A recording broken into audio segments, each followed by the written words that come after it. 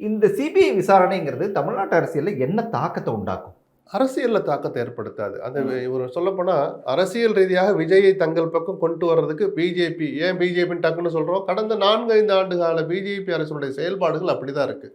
CBI உள்ளிட்ட அத்தனை தன்னாட்சி பெற்ற சுதந்திரமான விசாரணை அமைப்புகள் அத்தனையுமே தன்னுடைய அரசியல் எதிரிகள் மீது ஏவி விடுவதற்கும் பழிவாங்குவதற்கும் தங்களுடைய அரசியல் அபிலாசைகளை தீர்த்து கொள்வதற்கும் தான் பயன்படுத்துகிறாங்கிற அந்த பின்னணியில் மத்தியில் ஆளுகிற பிஜேபியின் நிர்வாகத்தின் கீழ் இருக்கிற சிபிஐ அப்படின்னு சொன்னனால ஒரு பதட்டம், ஒரு சந்தேகம் வந்துச்சு.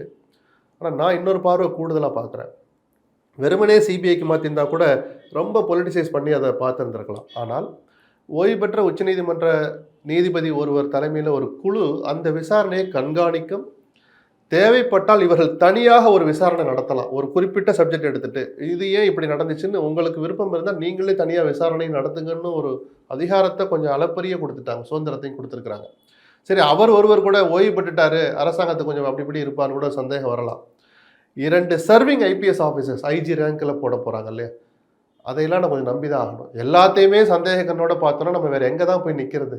சட்டத்தின் ஆட்சி நடக்கிற இந்த நாட்டில் எதையாவது ஒரு சில விஷயங்களை, ஒரு சில நபர்களை, ஒரு சில அமைப்புகளை கடைசி வரைக்கும் நம்ம நம்பித்தான் ஆகணும். நம்பிக்கை வைப்போம். இது போன்று நடக்காமல் இருப்பதற்கான ஒரு இறுதி தீர்வை அந்த நீதிபதி தருவார்னு பார்க்குறேன். சிபிஐ விசாரணையில் ஒன்றும் நடக்க போகிறதில்ல. இது அப்படிப்பட்ட வழக்கும் அல்ல.